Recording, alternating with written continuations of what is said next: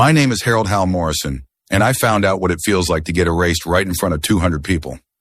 The organ was swelling behind the church doors when my wife grabbed my sleeve and hissed, "Hal, you're not on the list."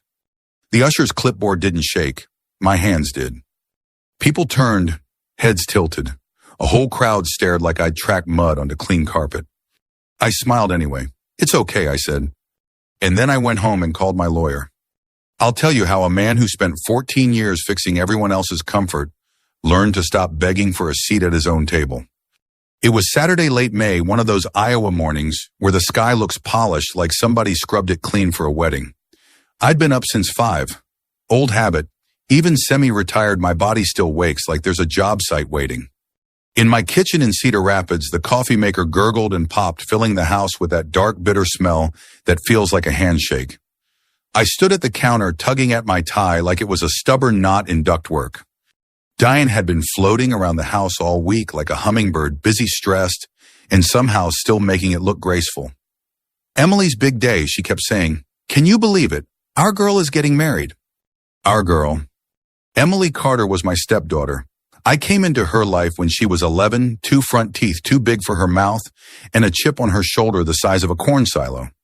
Diane and I had been married 14 years, and I'd been there for braces and driver's ed and prom pictures, and the night she called crying because her first boyfriend dumped her before homecoming.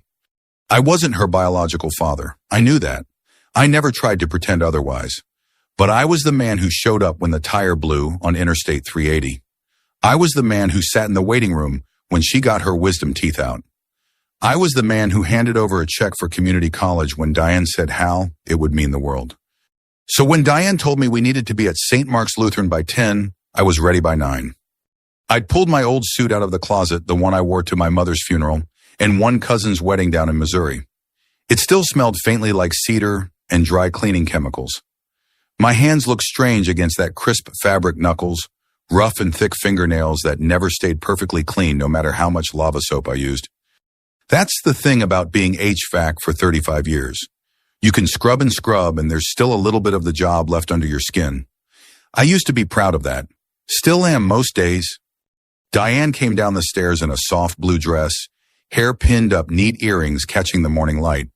She looked beautiful, truthfully. She always did when she wanted to. She checked herself in the hall mirror, then glanced at me. "You look nice," she said, and it sounded like she meant it. "Yeah," I smoothed my lapel. I feel like a kid wearing his dad's suit. She laughed a quick little sound. "Oh, Hal, you'll be fine." We climbed into her SUV, her wedding car she'd called it, because mine was a beat-up F-150 that still had a faint rattle behind the glove box. The seats in the SUV smelled like lavender air freshener. Diane drove with both hands on the wheel jaw, tight eyes flicking to the clock on the dash. "Emily been nervous?" I asked. "She's excited," Diane said. Then after a beat, "It's a lot. Ryan's family, you know how they are." Ryan Blake, the groom. I'd met him maybe 5 times. He shook hands like he was closing a deal. Nice enough. Too smooth for my taste, but I'd learned not to judge young men too fast. I'd been young once too. "What do you mean?" I asked. Diane made a little noise. "Nothing. Just his parents are particular." Particular. That's what Diane called people who wanted things just so. She loved those people secretly. She liked the shine of them, the way they talked about vacations and the right schools and wine that cost more than my first set of tools. I stared out the window as we drove past the High V on Edgewood Road and the strip mall with the nail salon and the Casey's. The world was doing its Saturday thing, people mowing kids on bikes, old men in ball caps heading to Menards. And there I was, dressed up like a stranger in my own life. St. Mark's Lutheran sat on a corner lot brick building with tall windows and a bell tower that made it look older than it was. The parking lot was already crowded. Cars lined up like ants. Diane found a spot near the side, and as soon as we stepped out, I heard the organ inside. Not loud, but steady. A swell of notes that made the hair on my arms rise like a memory. The air smelled like cut grass and lilacs from the bushes near the entrance. People were gathered outside, laughing, hugging, fussing with corsages. I recognized a few faces, women from Diane's church circle, a couple of Emily's old teachers, one of Diane's cousins from Waterloo. Diane waved and smiled and moved through them like she belonged there. I walked beside her, keeping my shoulders squared, trying to feel like I belonged too. We reached the main doors. 2 ushers stood there in dark suits holding programs. One of them was young, maybe 20, with a clean haircut and nervous eyes. The other was older, gray-haired, with that stern church face some men wear like a badge. A little table was set up beside the doors with a floral arrangement and a clipboard. A woman stood there with a pen, her lips pursed like she was guarding Fort Knox. "Name?" she asked without looking up. Diane leaned in all pleasant. "Diane Morrison." The woman flipped a page on the clipboard. I heard paper scrape sharp in the air. "Okay, yes," the woman smiled up at Diane. "Table 4. Diane turned and gestured toward me. "And my husband, Harold Morrison? Hal?" The woman's pen paused. She flipped another page, then another. The smile on her face stiffened. "I'm sorry," she said slowly. "Can you repeat that?" "Harold Morrison." Diane said, still smiling, but now with that edge of impatience. "My husband." The woman looked down again, lips moving as she scanned. The young usher shifted his weight. I could see a bead of sweat at his temple. I'm not seeing that name," the woman said. It was like somebody turned the temperature down 10 degrees. The lilacs didn't smell as sweet anymore. Diane blinked. "What do you mean you're not seeing it?" The woman lifted her eyes, and there was something in them, awkward pity, like when a cashier tells you your card got declined. "I'm not seeing Mr. Morrison on the guest list," she said. Behind us, people were moving toward the doors in little waves. Laughter quieted. A couple of heads turned. Diane's hand found my sleeve finger squeezing hard. "Hal," she whispered, voice tight. "You're not on the list. There must be a mistake." The older usher cleared his throat. "Ma'am, we have to go by what's here." The young usher didn't look at me. He stared at the floor like it might swallow him. I felt my face heat up. Not like anger, like embarrassment, like when you trip in public and pretend you meant to. 200 people. That number sounds dramatic, but that's what it felt like. A whole church worth of eyes all pointed toward me. I saw Walt Danner, an old client from Marion, standing a few steps back in a tan suit.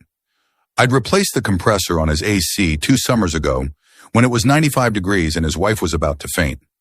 He'd shaken my hand, then called me a lifesaver. Now he looked at me and then looked away like my shame might be contagious. Somebody whispered, "Is that her husband?" Another voice, quieter, I thought, "So, why isn't he going in?" Diane's nails dug into my sleeve. "Hal," she said again, like if she said it enough times the list would change. I looked at the clipboard, at the neat rows of names, at the woman's pen hovering like a judge's gavel. For half a second, my chest tightened so hard I thought I might not breathe. There was a childish urge in me, loud, raw, to say, "That's ridiculous. I paid for half of this." But I didn't. I heard my father's voice in my head from long ago.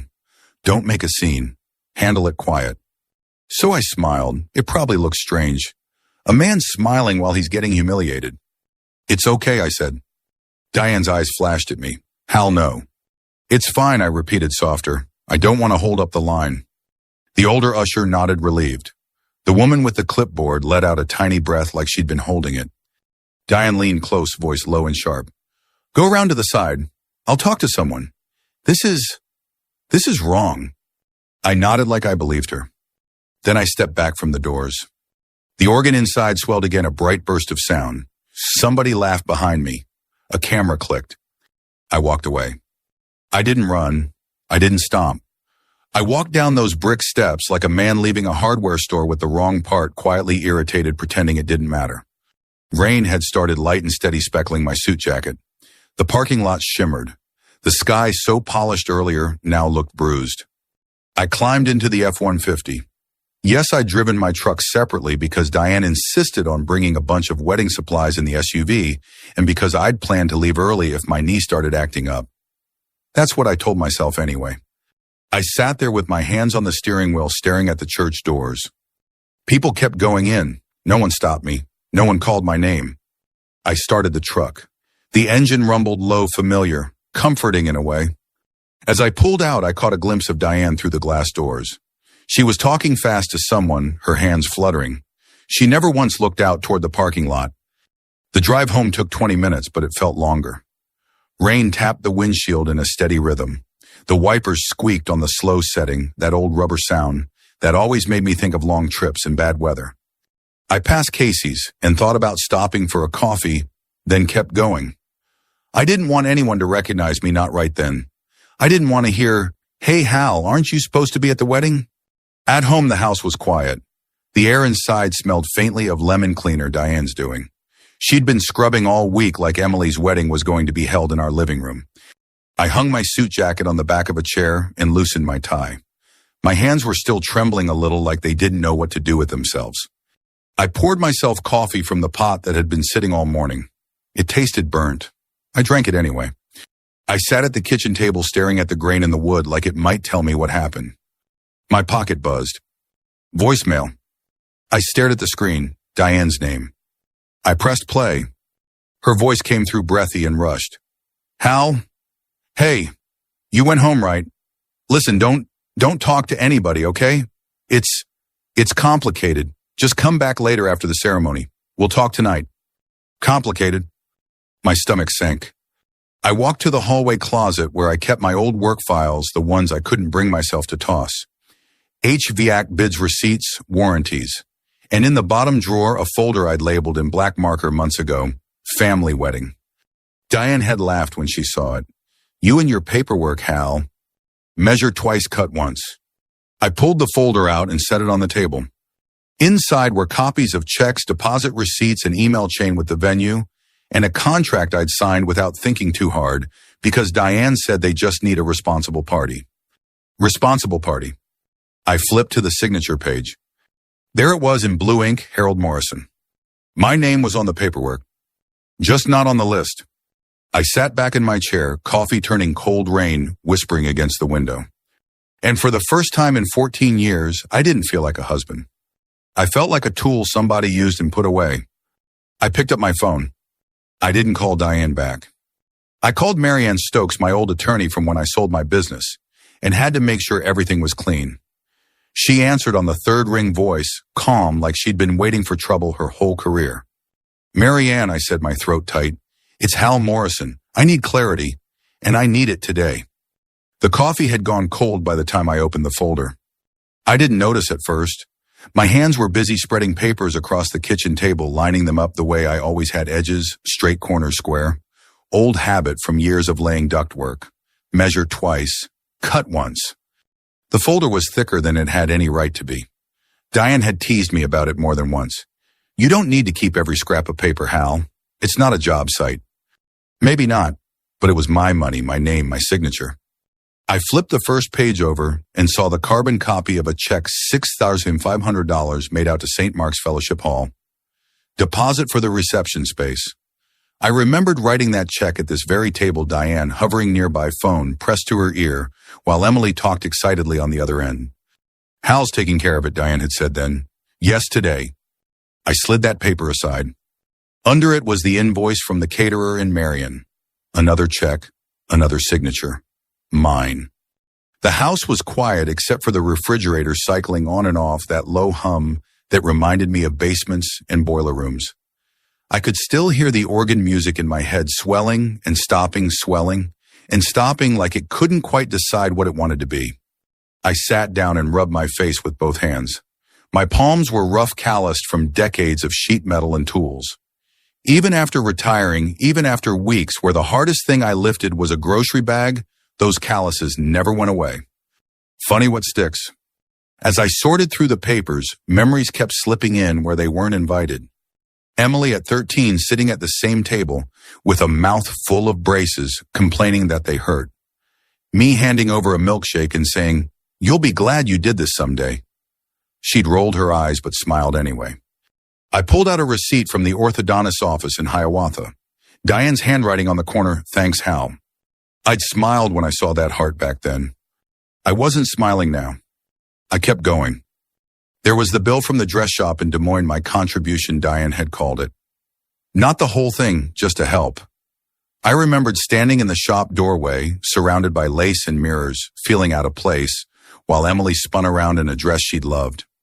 "You're really doing this," I'd said. She'd hugged me quick and tight. "Thanks, Hal." Hal, not Dad, never Dad, but not nothing either. At least that's what I thought. Another memory surfaced as I slid a stack of papers aside. A July afternoon 5 years back. 92 degrees heat shimmering off the asphalt at the Hy-Vee parking lot.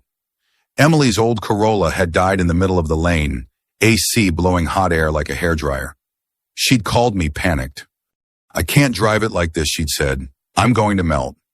I'd grabbed my tools and driven out there, sweat soaking through my shirt while I replaced a blown capacitor. The moment the cold air kicked back on, she'd laughed and clapped like I'd performed magic. "You're the best," she'd said. I'd driven home that day feeling 10 feet tall. Now sitting alone at my kitchen table, that same table where I'd helped her fill out FAFSA forms and loan applications, I felt about 2 inches tall. My phone buzzed again, a text this time. "Diane, please don't make this worse." Worse than what I wondered. Worse than being told I didn't exist. I didn't respond. Instead, I kept reading. Near the bottom of the folder was an email printout. I'd almost forgotten about it. The subject line read, "Wedding Logistics." I skimmed until a sentence jumped out and hooked me right behind the ribs. "Hal Mom's handling everything guest-related, so don't worry about the details." Emily had sent that 3 months ago. I'd read it then and thought nothing of it. Diane did handle that kind of thing. She loved lists, loved planning, loved control. But reading it now with the echo of, "You're not on the list," still ringing in my ears, it sounded different. Less reassuring, more final. I leaned back in my chair and stared at the ceiling. Was that it? Had I been quietly moved from family to details we don't need to bother with? The thought made my chest ache, not sharp, just dull and heavy, like something lodged there that wouldn't move. I thought about my first marriage, then something I hadn't done in years. How that had ended, not with shouting or slammed doors, but with silence. With me letting little things slide because I didn't want to rock the boat. With my ex-wife slowly making decisions without me until one day I realized I was living in someone else's life.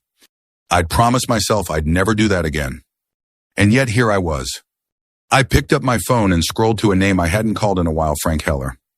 Frank and I had worked together for years before I sold my business. He was the kind of guy who told you the truth whether you wanted it or not. The phone rang twice before he answered. "Hal," he said. "What's up? Aren't you at a wedding today or something?" I swallowed, was. There was a pause. That doesn't sound good. I told him, not everything, just enough. Frank listened without interrupting, which was rare for him. When I finished, he let out a long breath. "They crossed you off," he said. "That's what this is." "It's probably a mistake," I said automatically. "Bull," Frank replied. "Mistakes get fixed. This didn't." I stared at the folder. I don't want to be that guy Frank, the bitter one, making a fuss over a piece of paper. Frank snorted. "Hal, it's not the paper. It's what they think you are, or aren't." I said nothing. "You've been paying and fixing and smoothing things over for years," he went on. "At some point, people start thinking that's just air, always there. Don't notice it till it's gone." My throat tightened. What am I supposed to do? "Stop pretending it doesn't hurt," Frank said, "and stop protecting people who won't protect you." After we hung up, I sat there for a long time, phone heavy in my hand. I thought about calling Diane back, about driving back to the church and demanding an explanation, about standing up in front of everyone and saying I belong here. The image made my stomach twist. I'd spent my whole life avoiding scenes, on job sites, in marriages, in rooms where I felt out of place. I fixed things quietly. I stayed late. I paid the bill. That was my role. But roles I was starting to see could be rewritten without your permission. The phone buzzed again, another text from Diane. "Diane, we'll talk later. Please don't embarrass Emily." Embarrass. I looked down at my hands at the veins and scars and grease that never quite came out. I wasn't embarrassed. I was angry. And beneath that anger was something worse, a cold, steady realization that if I stayed quiet again, nothing would change. Not this time. Not ever. I thought of the contract in the folder, of the words I'd skimmed back when Diane pushed it across the table and said, "They just need a responsible party." Responsible. I opened my contacts and scrolled until I found Marianne's name again. My thumb hovered over the call button. For a second, I almost put the phone down. Old instincts die hard. Then I remembered the clipboard, the whispering, the way Diane hadn't looked back at me as I walked away. I pressed call. The phone rang once, twice. "Marianne Stokes," she answered. "It's Hal Morrison," I said. "I need to understand what my name actually means on these papers." There was a brief pause, then her voice softened, professional but kind. All right, Hal. Start from the beginning. I looked at the folder spread across my table at the life I'd funded without question. And for the first time that day, I felt something shift inside me, not rage, not revenge. Clarity. Marianne didn't rush me. That was the first thing I noticed as I sat at my kitchen table with the phone pressed to my ear, rain tapping lightly against the window, like it was keeping time. She let me talk. Let me wander a bit. Let me say things out loud that I hadn't even admitted to myself yet. I told her about the church, about the clipboard, about Diane's hand on my sleeve and the way she whispered like my presence was the problem. I told her about the folder, the checks, the contracts I'd signed without much thought because they were for family. When I finished, there was a moment of silence on the line. Not awkward, thoughtful. Hal, Marianne said finally, do you have the venue contract in front of you? Yes, I said, sliding the paper closer. Page 3, I think. Good, look for a section labeled responsible party or liability waiver. I found it. Black text, small font. The kind of language that makes your eyes glaze over if you're not careful. I see it, I said. Whose name is there? I didn't even have to check again. Mine. And the signature? Mine too. All right, Marianne said. That means legally speaking, you weren't just helping. You were the guarantor. The word landed heavier than I expected. Guarantor, I repeated. It means, she said calmly, that if anything had gone wrong at that wedding, someone slipping property damage and insurance issue, you would be the first person they'd come after. Not Diane. Not Emily. You. I stared at the paper, my name printed so neatly at the bottom. But I wasn't even allowed in, I said. I understand, Marianne replied, and that's exactly the issue. I felt a dull pressure build behind my eyes. Not tears, just heat. Hal, she continued, were there any amendments to the contract? Any changes to the host, the listed family, or the event description after you signed? I don't know, I said. Diane handled all that. Marianne exhaled softly. If there were changes made without your knowledge, especially ones that affect how you're represented, that matters. A lot. I leaned back in my chair. The refrigerator hummed. The house felt too quiet for what was happening inside my head. So what are you saying, I asked? That I can, shut the whole thing down? She didn't hesitate. You could, but that's not what I'm suggesting. I waited. What I'm suggesting, she said, is that you have the right to correct the record, to make sure your name is treated consistently across all documents. You don't have to cancel anything. You don't have to make a scene. A bitter laugh slipped out. Little late for that. I mean legally, she said gently. This isn't about revenge, Hal. It's about accountability. Accountability. I thought about that word as I stared at the rain streaking down the glass. I'd spent my whole career being accountable. If an HVAC system failed, it was on me. If a job went over budget, I explained it. If I made a mistake, I fixed it. And yet here I was being told I didn't belong at an event I was legally responsible for. Do you have any other paperwork, Marianne asked? Insurance forms, deposits. I flipped through the folder again more carefully this time. There it was, a separate document from an insurance company in Des Moines. Event coverage. The premium paid in full. And who's listed as the insured party, Marianne asked. My name, I said quietly. She let that sit. Hal, she said, if they change how you were presented socially, guest lists, seating introductions without updating these documents, that creates a disconnect. You have every right to request clarification. Clarification. Not punishment, not destruction. Just truth. After we hung up, I sat there for a long time staring at the contract, like it might change if I looked at it hard enough. My head throbbed faintly. I realized I hadn't slept more than a few hours the night before. Between the rehearsal dinner Diane went to without me and the knot in my stomach that wouldn't loosen sleep had been a stranger. I grabbed my keys and decided to get out of the house. Casey's was only a few minutes away. The parking lot was half full pickup trucks, a couple of sedans, the usual Saturday crowd. Inside, the air smelled like coffee and breakfast pizza. The familiar scent grounded me more than I expected. I poured myself a cup of coffee and leaned against the counter, pretending to study the lottery tickets, while my mind replayed the morning over and over. Two men stood nearby, both in their 60s ball caps pulled low. Big wedding at St. Mark's today, one of them said. Heard it was real fancy. Yeah, the other replied. Bride's mom married well. Something in my chest tightened. Did you see the husband, the first man asked? The other shrugged. Don't think so. Heard he's, quiet. Quiet. I wrapped my fingers around the hot cup, the heat stinging my palm. I didn't move. Didn't say a word. They drifted off toward the cooler conversation already forgotten. I stood there, coffee cooling realizations settling in like dust. They weren't just erasing me from a list. They were erasing me from the story. Back in my truck, I sat with the engine off, hands on the wheel forehead, resting against it for a moment. The headache pulsed harder now, a reminder that this wasn't just emotional. It was physical. It was real. When I got home, I opened my laptop and started typing. Not an email, a letter. To Emily. I wrote about the Corolla in the parking lot, about the braces, about the checks and the signatures, about how it felt to be told I didn't belong.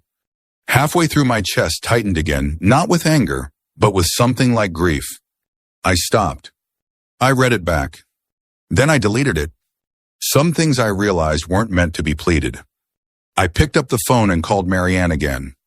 I don't want to cancel anything I said when she answered. I don't want to hurt vendors or embarrass anyone. All right, she said, but I do want the truth in writing. That's reasonable, she replied. We'll send formal requests. Polite, professional, no accusations. I closed the folder and slid it back into the drawer, not because I was done with it, but because I knew exactly where it was now. Measure twice. Cut once. That night, as the rain finally stopped and the house settled into silence, I slept for the first time in days. Not well, but enough. The letters went out the next morning. I didn't watch Marianne send them. I didn't need to. She told me exactly what they said: short, professional, almost boring. Requests for confirmation, notices of record correction, a simple question asked in legal language. Who is the responsible party, and has that changed? No accusations, no threats. Just paper asking other paper to tell the truth. By mid-morning, my phone started to buzz. It began with a call from Diane. I let it ring. Then a text. Diane, what did you do? I stared at the screen for a long moment before setting the phone face down on the table. My hands were steady now. That surprised me. I spent the morning in the garage organizing tools I hadn't touched in months. The smell of oil and metal calmed me. I wiped down my old gauges, coiled extension cords, lined things up like they mattered again. By noon, the phone was buzzing every few minutes. Emily called. I didn't answer. A number I didn't recognize popped up, probably Ryan. I ignored that too. Around 1 o'clock, I heard the ping of an email notification from my laptop. I wiped my hands on a rag and went inside. It was from the venue coordinator at St. Mark's Fellowship Hall. Subject clarification requested. Event responsibility. Mr. Morrison, it began. Thank you for reaching out. We are reviewing our records and will confirm shortly. I read it twice. Then another email came in. This one from the caterer. Hi, Hal, it said. Just wanted to confirm, are you still listed as the guarantor for Saturday's event? We're updating our files. Updating. Files. Words I understood. I was halfway through reading when my phone rang again. This time it was Diane. Again. I answered. Hal, she said, breathless. What is happening? What do you mean? I asked. You know exactly what I mean, she snapped. The venue called me. The caterer called me. The band emailed Ryan's parents. Everyone's asking questions. I leaned against the counter and closed my eyes. Questions about what I asked. You're making this look like some kind of scandal, she said. Why would you do this the day after the wedding? I opened my eyes. I didn't do anything yesterday. There was a sharp intake of breath on the other end. You know what I mean? You're trying to punish us. No, I said calmly. I'm correcting paperwork. It was just a list, Hal, she said. A seating list? A guest list? You're blowing this out of proportion.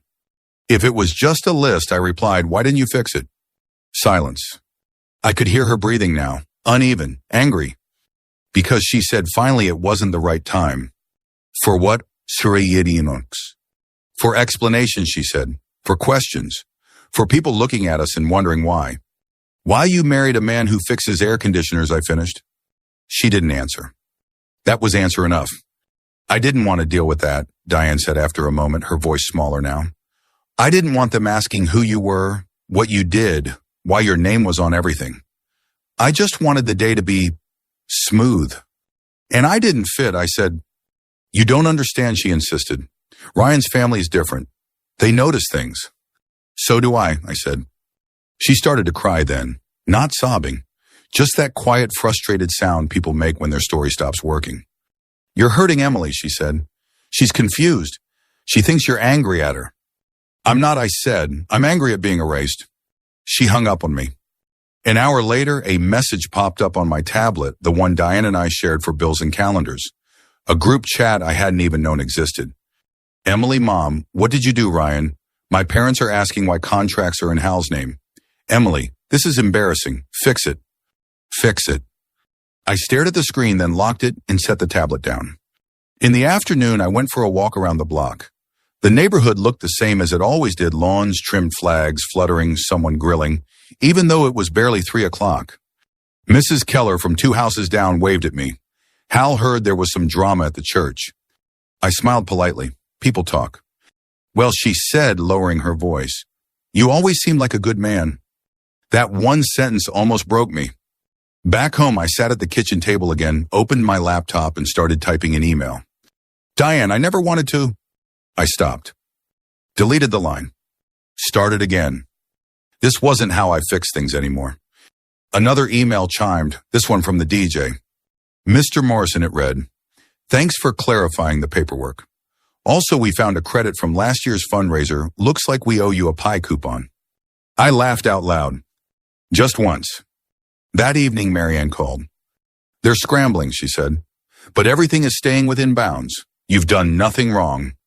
"How does this end?" I asked. "That depends," she replied, "on whether they want the truth or the story." I thought about the church doors closing behind me, about the organ swelling without me there to hear it. "I think I know," I said. The invitation came the next day.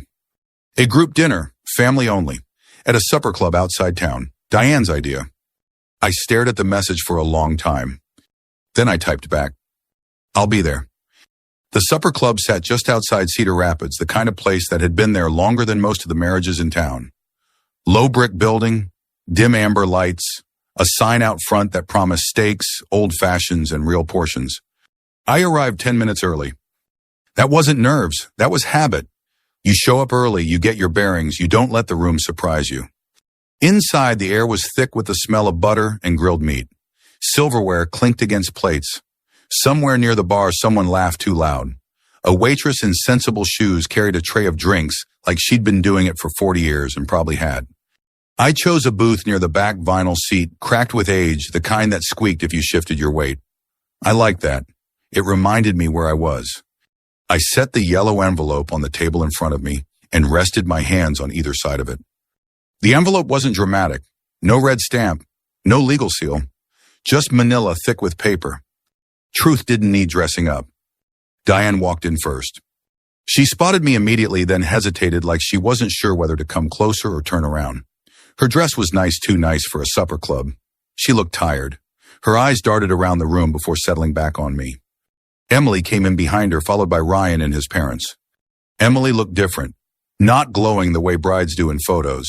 Tight around the mouth, guarded. Ryan's hand was firm on her back, guiding her like he owned the place. Ryan's father scanned the room with a practiced eye, the way men do when they're used to being important. His mother smiled thinly at no one in particular. They slid into the booth across from me. For a moment, no one spoke. The waitress arrived like a referee. Drinks. Diane ordered a Chardonnay. Ryan's father ordered a bourbon. Emily asked for water. I ordered black coffee. The waitress nodded and walked away. Emily broke first. "Why are we here?" Her voice was sharp, but there was something underneath it. Confusion, hurt. "Because you invited me," I said. "That was Mom," she snapped. Diane opened her mouth, closed it. Ryan leaned forward. "Look, Hal, we appreciate everything you've done. But this," he gestured vaguely, "this paperwork stuff, it's unnecessary."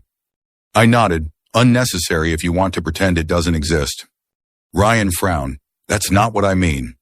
I reached forward and slid the yellow envelope an inch closer to the center of the table. "I didn't come to argue," I said. "I came to explain." Emily folded her arms. "Explain what? Why you embarrassed us?" That word again. Embarrassed. I looked at her. really looked. I saw the girl who used to sit on my shoulders at the 4th of July parade, the teenager who cried in my truck after failing her driving test the first time. I didn't embarrass you, I said quietly. I corrected a lie. Diane's eyes flashed. How? I'm not talking about money, I said, holding up a hand. I'm talking about presence. Ryan's father cleared his throat. If this is about seating arrangements. It's not, I said. The waitress returned with drinks. She set them down carefully, sensing something heavy in the air. When she left, the silence felt louder. I opened the envelope. Paper slid against paper, a sound so ordinary it almost felt insulting considering what it carried. I pulled out the first sheet and laid it flat on the table. This, I said, is the venue contract. Page 3, responsible party. I didn't push it toward them. I let it sit where it was. My name, I continued, my signature. Emily stared at it, then looked up at her mother. Mom. Diane looked away. I pulled out the next page. This is the insurance writer. Same thing. Another page, caterer. Another, band. I didn't rush. I didn't raise my voice. I let each piece of paper land and stay there. The room had gone quiet around us. Forks paused midair at nearby tables. Someone coughed. Emily, I said, do you remember that summer your car's AC died in the Hy-Vee lot? Her brow furrowed. Yeah. I fixed it on the asphalt so you wouldn't be late for your interview, I said. It was 92 degrees. I burned my hand on the compressor. She swallowed. I didn't do that because I wanted credit, I went on. I did it because that's what you do for family. Ryan shifted uncomfortably. His mother glanced at his father, then back at the table. Hal, Diane said softly now. We didn't mean to hurt you. You didn't just hurt me, I said. You erased me. Emily shook her head. That's not fair. Isn't it, I asked. I stood outside the church while 200 people walked past me like I didn't exist. Her eyes widened. I didn't know. I believe you, I said. That surprised her. Ryan scoffed. Come on, it was a mistake. I looked at him. Mistakes get fixed. Diane's voice cracked. I didn't want people asking questions. There it is, I said. She flinched. I didn't want them asking who you were, she whispered. What you did. Why your name was everywhere. And why is that, I asked. She looked up at me, eyes shiny, because I was tired of explaining. Ryan's father shifted in his seat. His expression had changed. Less confident now. More curious. I slid the final paper out of the envelope. These are canceled checks, I said. They don't lie. They don't care how things look. I gathered the papers back together, tapped them into a neat stack, and slid them back into the envelope. Then I closed it. I'm not asking for an apology, I said. I'm asking for recognition. The table was silent. Then from the end of the booth, Ryan's mother spoke. That wasn't right. Ryan turned to her. Mom. No, she said firmly. That wasn't right. Emily's shoulders sagged. She looked at me like she was seeing me for the first time. I should have asked, she said. I should have noticed. I nodded. Yes. Diane reached for my hand. I pulled it back gently. I'm not angry, I said, but I'm done being invisible. I stood. The vinyl seat squeaked. Someone at a nearby table dropped a fork. It clattered against the floor. I looked at Emily, just her. I hope you're happy, I said, truly. Then I turned and walked toward the door. The bell above it jingled as I stepped outside into the cool evening air. I didn't look back. I didn't go straight home. I drove for a while with the windows down, letting the cool Iowa air move through the cab like it was clearing something out of me. The sky was fading from blue to that soft gray that comes before night, and the radio played low, an old country station, the kind that doesn't try too hard. I pulled over by the Cedar River and sat there engine off listening to the water move. It smelled like damp earth and cut grass. Peaceful, honest. For the first time in a long while, I didn't feel like I was waiting for the other shoe to drop. The next few weeks were quiet in a way that felt strange at first. Diane moved through the house carefully like someone afraid of knocking something over. We spoke about practical things, bills, schedules, groceries, but nothing deeper. There was a distance between us that hadn't been there before, or maybe had always been there, and I just finally noticed it. We separated 3 months later. No shouting, no slammed doors, just paperwork and signatures and the slow, sad understanding that something had broken a long time ago, and neither of us had wanted to look at it. I sold my share of the house and moved into a small place near the river.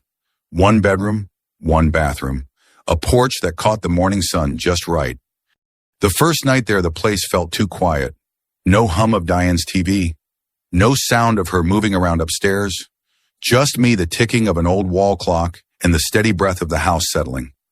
I slept anyway. Life got simpler after that.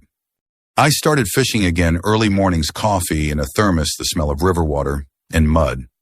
I joined a community workshop where old guys like me fixed lawnmowers and space heaters for people who couldn't afford new ones. No questions asked, no speeches. I liked that. Emily wrote to me about a month after the dinner. Not a text, an actual letter. The envelope was thin, my name written carefully across the front. Inside was a single page and a small photo tucked into the fold. The photo was old, faded. Me standing in a Hy-Vee parking lot leaning into the open hood of her Corolla. Emily sat in the driver's seat grinning like she'd just won something. She must have found it in a drawer somewhere. The letter was short. Hal, I didn't know. I should have asked more questions. I'm sorry I didn't see you standing there. I see you now. Emily. That was it. No excuses, no demands. I sat at my little kitchen table, the one that wobbled if you leaned on it, and held that letter for a long time. It didn't fix everything, but it fixed enough. I wrote back. Just a note. Told her I hoped she was well. Told her I was proud of the woman she was becoming. I didn't bring up the wedding. I didn't need to. Some things don't need to be reopened to be understood. I learned to cook for one. That took some getting used to. The first lasagna I made came out burnt around the edges and cold in the middle. I stared at it fork in hand and laughed. Turns out dignity doesn't come with a recipe. I got better though. Chili, stew, eggs just the way I liked them. Simple food that filled the house with good smells and didn't ask for applause. Sometimes late at night I'd think back to that moment at the church. The clipboard, the whisper, the way I'd smiled and said it's okay. And I'd realize something important. It wasn't okay, but it didn't have to destroy me. For most of my life, I thought being a good man meant staying quiet, paying the bill, fixing the problem, and stepping out of the way. What I learned too late for some things, but not too late for myself, is that kindness isn't a blank check, and silence isn't dignity. Sometimes the strongest thing you can do is stand up, say nothing, and walk away with the truth in your pocket. I wasn't erased that day at the church. I was revealed. If you've ever found yourself standing on the outside of something you helped build, if you've ever been told directly or quietly that you didn't belong where you'd poured your time, your money, or your heart, I hope you remember this. Your name matters. Your presence matters. And you don't need anyone's permission to step back into your own life. If this story meant something to you, if it stirred a memory or struck a nerve, I'd be honored if you shared it or shared your own story in the comments. And if you want to hear more quiet comebacks like this, stories about dignity, truth and starting over, consider subscribing and staying a while. Sometimes the loudest statement is a calm voice that finally speaks.